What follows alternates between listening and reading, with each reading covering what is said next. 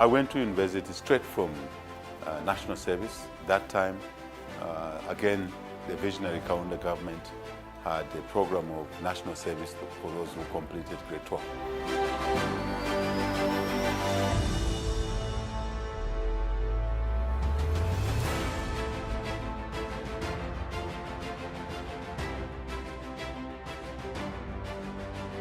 I was a monk. We loved being monks, right? And we were the Viva monks. We were quite revolutionary monks. Many of the guys who were in university at that time got to know us. There's a group of us there, about 15 of us who moved together, all monks, right? But one or two became mojos along the line, but we were okay. Life was good then. There was decent food, decent, BC, they call it now. We used to call it jackpot in our time. Not much, but sufficient. So, and we did what we needed to do. As a child, I encouraged children, young people, at your age, focus on school. The rest will come later. I was always a straightforward guy, more quieter than now, but focused on school at the time. And by the way, I was already a trader. I started trading as a student. So my room was an attractive room. At that time, you won't believe it. If you had an electric kettle in your room, a pressing iron in your room, and a radio cassette, you were quite somebody, right? and we had that. And I used to, during vacations, I used to go across. There were shortages in this country. I used to go across into Botswana, to buy a few things, goodies, then sell as students return and end their jackpot, the BC now, sold a few things and acquired those fundamental things.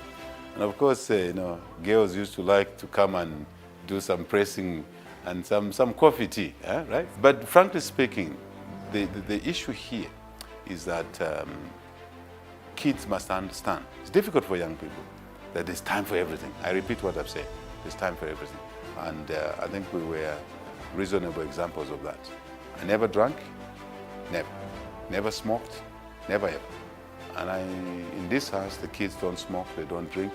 I think it's a teaching, both culturally and also Christian faith, religious faith. It's very important that we push that, drive that to our children, because our children need to be what we can help them to be. And it starts early.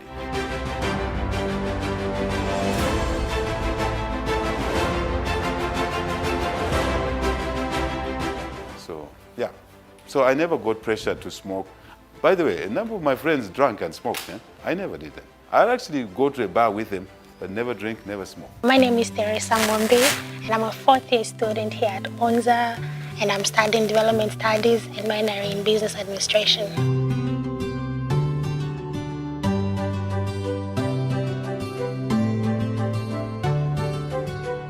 You find that maybe you missed out on the first selection, the second selection, and the third selection. So now that's when you tend to be affiliated with the ruling party. This is factual, I'm not lying, this is happening. WhatsApp groups will be created for first years, telling them, no, this is the government doing, and for you to be given, just be part of us. So it's really, really disheartening. I should not feel the need to affiliate myself to the ruling political party just for me to get the incentives that I rightfully deserve, even on merit. It's not supposed to be so. It's very, very disheartening.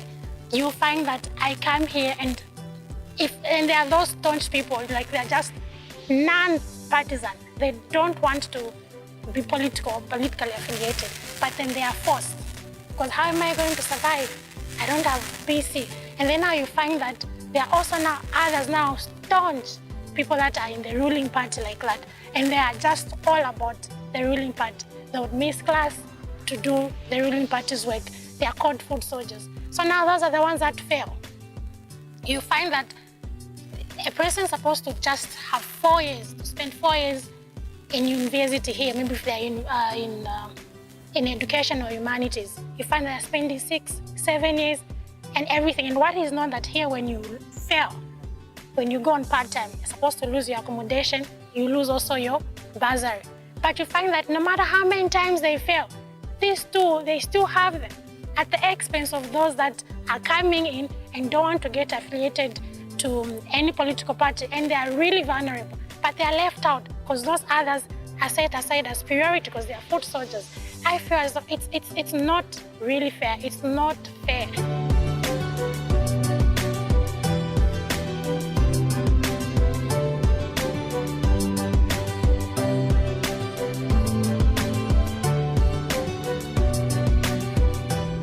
Scrapping of the new allowances wasn't a good move, and plus it brought a lot of questions to us because in the manner it had started from a single phone call. She was just frustrated, no, I'm going to scrap it off so that everyone should be quiet. And for our first years that are in here, they've cried. We saw a lot of first years crying like that, and you could see it, it's different. And the scrapping of new allowance, as you find that a first year would accept anyone.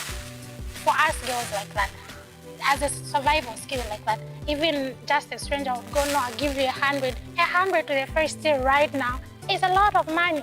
With the economy right now, it's really slacking like that. So ladies like that, a guy comes on, maybe let's say fourth year who's on BC. I mean, he's fourth year, maybe even as a small business from whatever he feels from the same BC like that. And maybe the parents also send him like that. He has some extra money to spare. And here is a first year who doesn't have a meal allowance receipt or anything like that, and then they propose to them. It's easy for them to accept because they are seeing it as an easy way of survival like that. In school, we'd call it diving. You find that she never even cooks, but she's always diving to the boyfriend. It's not even the only boyfriend. So maybe this one should be eating from this side. This one should ask for hair plaiting. And to be honest, men don't just give money for free. You can imagine now what she has to do for all those services, the food that she eats from those rooms, the hair that she gets plaited from those rooms. They find it difficult. A lot of students, we're talking about thousands of students, not being able to clear their fees, despite them being on 50 or 75%. Now when you now put it on paper, no, this is how it is now, we're not going to be giving full, we're just going to cut it into half. How many are going to be affected if already here right now, as we're talking before it is even implemented, people are already struggling? It was all based on merit. Our bursaries came based on who passed well in grade 12. And then after 6 months of being at National Service in Dola, Mushili camp, where we used to do, mbilo, kamilo, every morning, running, log lifting, arms and everything, went to the University of Zambia on a government scholarship in the early 80s. Because I completed school in 1980, the National Service 1981, thereabout, went to university purely, not on any segregated basis, but as a citizen of Zambia who got a government bursary anchored on the results, not on being a relative of a minister, what we say today, not being a relative of a politician, and not being segregated in terms of who gets allocated a bursary. This really keeps me awake in the night. And we cannot deny a Zambian child that investment, that asset. What we see today, where, as I said earlier, hundreds, thousands of students cannot access college education and university because of, on account of fees, it will be a thing of the past in our time. We want to pay back to the people of Zambia what we received from the citizens, poor citizens for that matter, peasants, people in the compound, people working underground in the mines. The money is there. There's always an assumption that there's no money. The money is there. What is missing is the prioritization. Getting the ducks lined in a row properly. What comes first for young people's education? So we will shift in our time in government office very soon. We will shift substantial amount of money which is being wasted, for example, in buying fire tenders. One fire tender, which was overpriced because of corruption, which we'll fight diligently. Our policy on corruption is zero tolerance to corruption. One fire tender.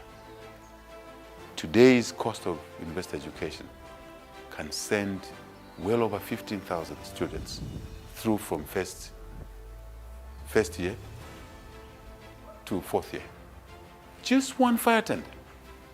One, at $1 million. You buy a wheelbarrow called a fire tender at $1 million, which costs $200,000, and you pay $1 million. You find pleasure in doing that? That's not for us. That's not for our time, because that money will be saved and allocated into education, and see a child, another HH, more HHs complete university. The money is there.